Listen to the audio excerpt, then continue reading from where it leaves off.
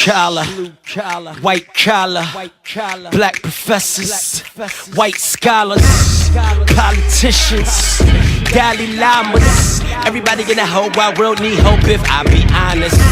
I'm in that number. Well, good day. Welcome to another episode of the Rob Report. I'm your host, Robert Bob TV Brown.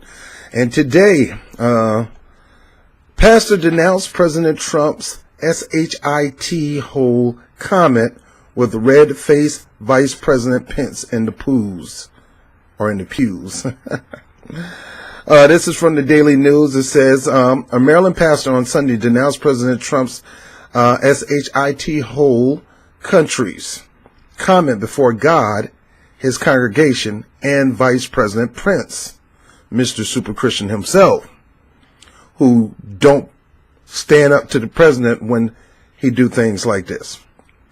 Worshippers at the Metropolitan Baptist Church in Largo, Maryland, said the vice president grew visibly red-faced as Reverend Maurice Watson called Trump out for his vulgar comments last week about in several African nations. And in this news cycle, I have to address it. One, because I feel led by God to do it. And two, because it is right to do it. And three, because there are members of this church who are from Africa, who are from Haiti. They call me pastor.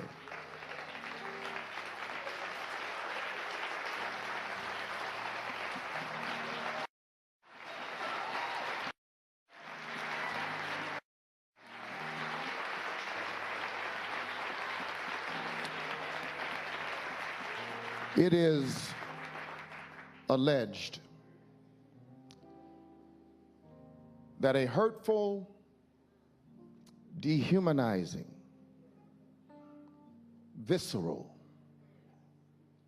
guttural, ugly adjective that I care not to repeat in church was allegedly used to characterize some of the nations of Africa.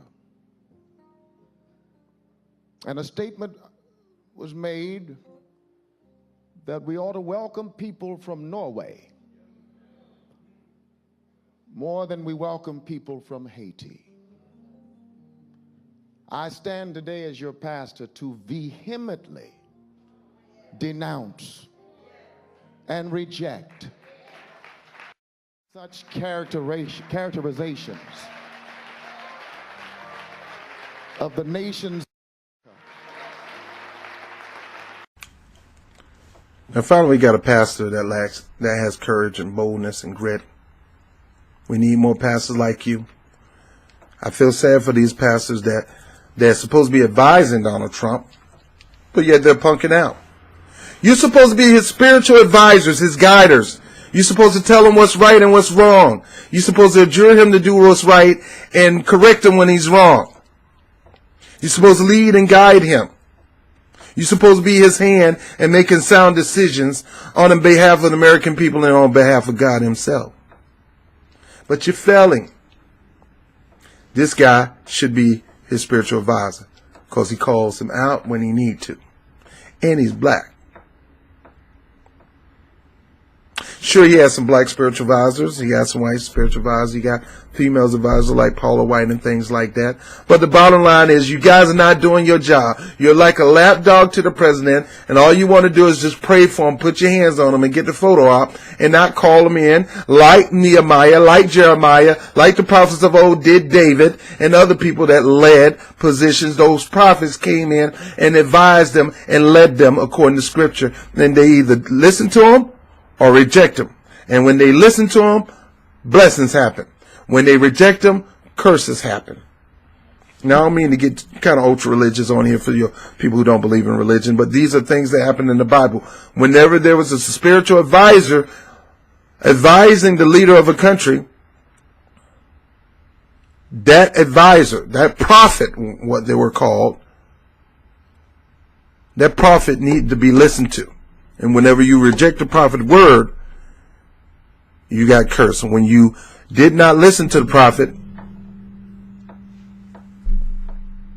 you didn't get blessed. But when you listen to the prophet, you prospered. And in this case, Trump probably will listen to these spiritual leaders, but these spiritual leaders are not telling them what to do right and what to do. Just want to pray over them, lay hands on them. You know, like I said, I don't know them personally. They probably do confront him, but look like they're not doing a good job. They're not being bold and brash enough. So these spiritual advisors, some of them who I looked up to, some of them who I donated to their ministry and worked in their ministry in some cases, you're dropping the ball. Your president is dividing the country, and you need to pull him to the side and say, look, Doc, this got to stop. This divisiveness got to stop. This casting people out, that is not the God we serve. Gutsy. He should have known it was coming.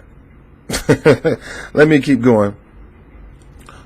Watson never mentioned Trump by name, but his reference was clear to everyone, including Pence, who listened with his wife. Watson said he felt led by God to do it, and noted many of his congregants come from Haiti and African nations. According to the reports, Trump told lawmakers during the Oval Office meeting that he preferred immigrants from places like Norway. By the way, Norway is one of the best countries and the happiest countries to live in. They have universal health care. They have universal education.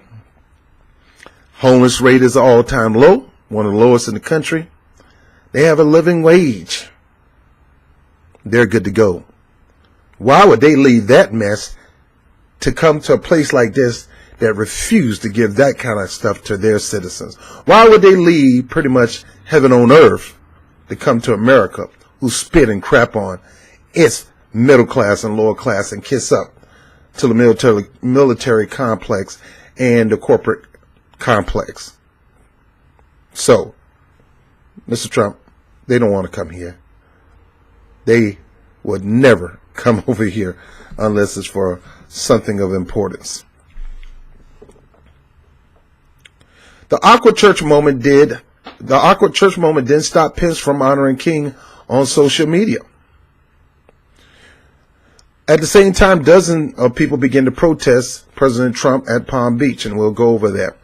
Today, we remember the legacy of Martin Luther King Jr., Pence tweeted, along with the video of him laying a wreath at King's Memorial in Washington.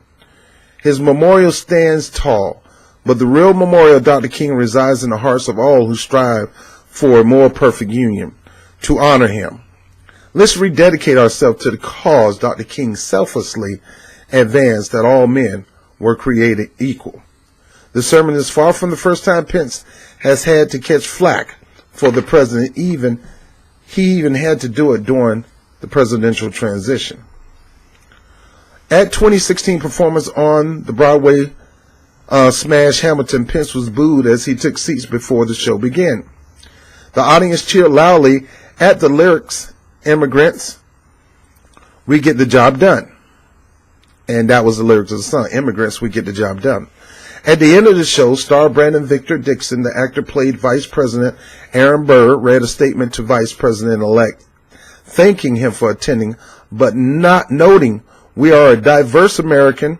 We are the diverse America who are alarmed and anxious that your new administration will not protect us. We truly hope this show has inspired you to uphold our American values and work on behalf of all of us, Dixon concluded.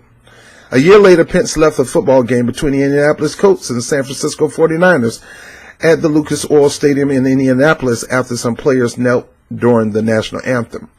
Pence said he did not want to dignify the demonstration, which was launched by quarterback Colin Kaepernick to protest racism and injustice in America. So, bottom line is this. You know, you're going to, after making statements like that, after your president, your right-hand man, the person who you're second in charge of, spew.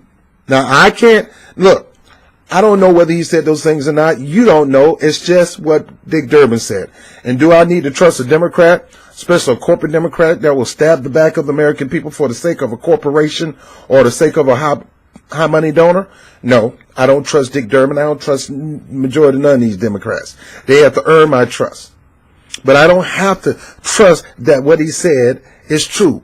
I've seen Trump racist policies. I've seen Trump throughout the years. Hey, as you can see right here, these are the Central Park Five. Me and the Central Park Five. I spent time with those guys. I heard the story.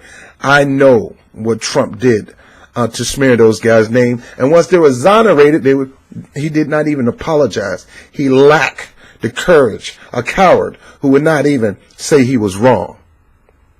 To this day, he still believes they did it when all the evidence proved that they didn't.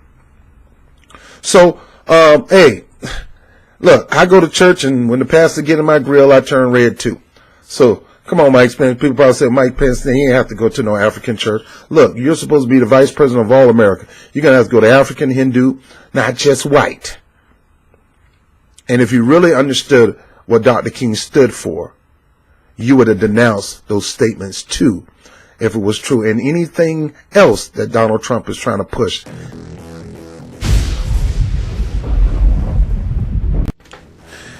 Hey, thank you for watching the webcast. By all means, make sure you like, subscribe, and share these videos. Go to YouTube right now and hit the notification button and hit the subscribe.